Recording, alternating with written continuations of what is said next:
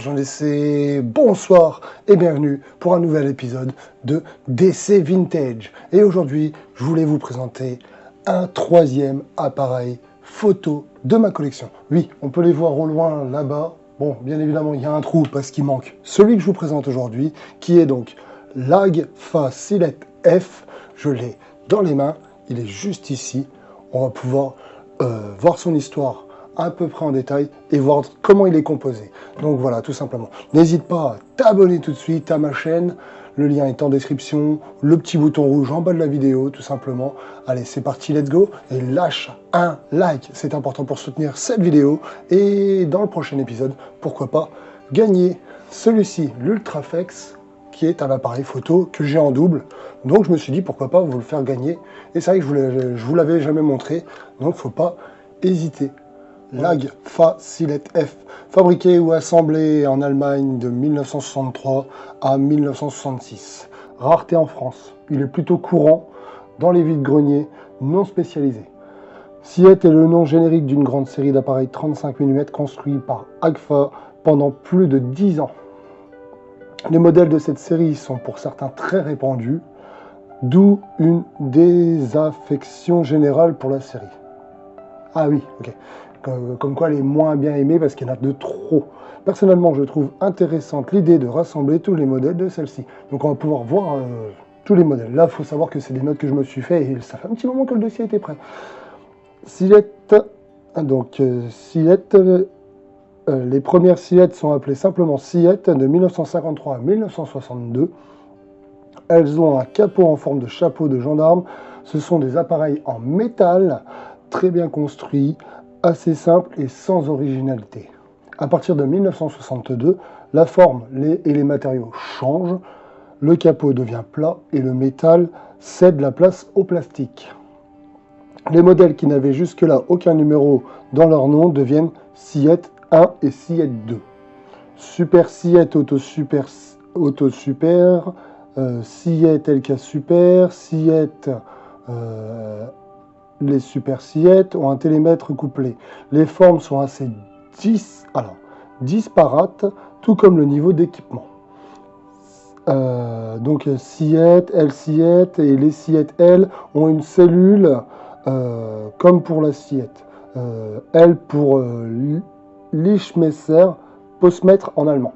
Bon, je l'ai peut-être mal dit, veuillez m'excuser, c'est pas évident.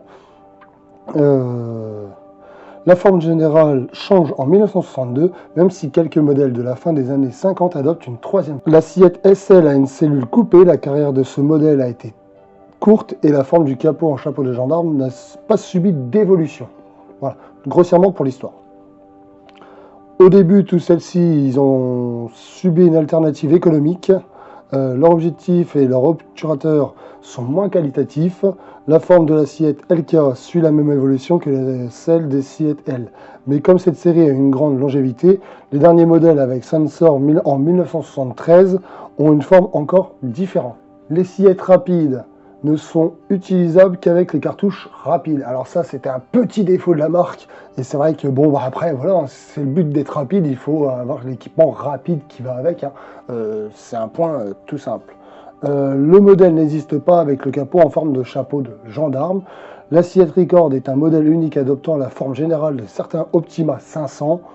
La seule différence significative avec la Silhouette 2 est le remplacement de la griffe porte-flash par un flash à ampoule AG1 incorporé. Son emplacement a fait disparaître le viseur collimaté. Le logo Agfa a changé de place de manière peu compréhensible techniquement. Le retardateur a disparu à l'arrière de l'écran, enfin à l'arrière de l'appareil.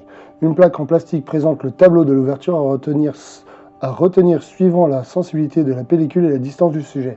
L'objectif est un Agnar 2,8 sur 45 mm. L'obturateur Prontor couvre les vitesses du 1,30 au 1,125 secondes. Il existe une version de cet appareil par cartouche rapide. Celui-ci utilise le 35 mm standard selon le catalogue Natkin de 1966. Cet appareil valait environ 163 francs.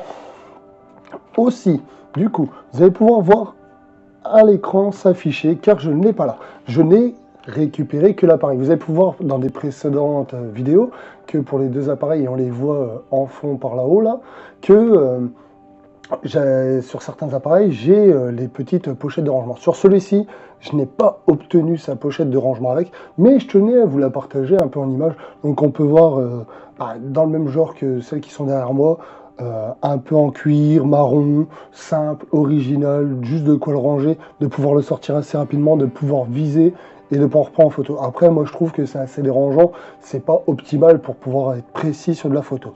Enfin bref, du coup, ici, on va pouvoir, alors si je ne l'ai pas reverrouillé, parce que je ne sais plus où on en est, Open. Voilà, donc juste en dessous, vous avez un bouton Open, fermé. Donc là, on est sur Ouvrir. Je coulisse. Ici, rien de plus spécial, à part ici, du coup, ce qui est écrit Agfa, voilà, tout simplement, Agfa Color. Ici, vous allez avoir l'emplacement de la pellicule. Sur le dessus, ici, du coup, vous avez le viseur aussi bien à l'avant qu'à l'arrière. Il est là et là, tout simplement.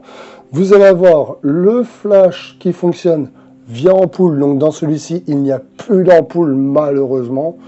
Bon, hein, on peut s'en contenter. Vous allez avoir le déclencheur numéro 1. Il permet d'amorcer la pellicule. Celui-ci, donc quand on claque, ça permet de tourner la pellicule à l'intérieur. Ici, sur le côté là, vous avez plusieurs chiffres, donc je ne sais pas si vous allez bien les voir, mais c'est pas très évident à la caméra. C'est le nombre de pellicules restantes, car quand on part de 0, on sait que par exemple il y en a tant, on le règle sur un chiffre, et tout en avant ça va redescendre à 0. Ensuite, vous avez le déclencheur numéro 2 qui se situe juste ici au bout de mon doigt. Le logo Agfa, donc là il est pas mal effacé sur celui-ci. Vous n'avez pas forcément le détail des choses. On ne le voit pas très, très ouf. Ensuite, vous avez donc celui-ci qui, donc le déclencheur numéro 2, il permet de prendre la photo. Ensuite, en fond là, sur le devant, donc vous avez la dernière roulette ici, qui est donc le jack frame. Il permet de régler la taille de la photo. Ensuite, sur le devant, on a l'obturateur qui permet, c'est un obturateur Prontor, celui-là permet de régler le temps. Ensuite, devant, donc vous avez un objectif Agnar de 2,8 45 mm, lui il permet de régler la distance. Ensuite, du coup, ici, vous avez aussi un levier d'avancement. Il permet la mise en place de la pellicule, tout simplement. C'est quand on vient la disposer à l'arrière, juste ici, on va pouvoir régler, mettre la mise en place de la pellicule, tout simplement. Il n'y a rien de compliqué. Ensuite, derrière, vous avez pu voir qu'il y a un grand écran. Celui-ci, c'est l'écran de réglage pour l'obturateur. Il permet de régler le temps d'exposition pour la scène, tout simplement. Quand vous prenez une photo, comme là en vidéo, vous voyez, il y a de la lumière. Lui, il va permettre de faire des réglages selon ça. Tout simplement. Il n'y a rien de compliqué. Enfin, je dis ça dans les précédentes vidéos, vous avez pu ressentir qu'il y a des moments où j'étais un peu perdu. C'est pour ça qu'aujourd'hui, je suis entouré d'une personne qui connaît très bien les appareils photo et qui est passionnée. C'est moi du coup, je suis plongé dedans et je kiffe et je tenais à vous le partager. Donc c'est pour ça qu'aujourd'hui j'ai fait de belles feuilles pour moi avec de beaux trucs. Vous me voyez souvent regarder devant moi. C'est parce que je me suis fait plein de petites notes. Voilà, tout simplement. Si vous voulez les voir, je peux vous les montrer vite fait. Grossièrement, il y a tout décrit, vous voyez. Voilà, tout simplement. Hop là. Donc voilà, c'est un appareil photo que j'aime beaucoup. Il est très beau. On va le remonter avant de le casser. Hop. Clac, je le reverrouille. Ici, bien évidemment, un truc que je ne vous avais pas dit, ça le permet de mettre sur trépied. Donc là, le verrouillage. Et donc là, un petit numéro de série classique. Il n'y a pas plus ni moins. Et ici, un petit côté en cuir noir. J'apprécie pas mal. Alors par contre, devant tout ce qui est obturateur et tout ça, là, c'est vachement lourd sur l'appareil. On le ressent, on a tendance à le ressentir. Le restant paraît assez fragile. Voilà. Et ici, un petit bouton. Donc ici, là, celui-ci, c'est bouton R. Et il me semble pas avoir trouvé le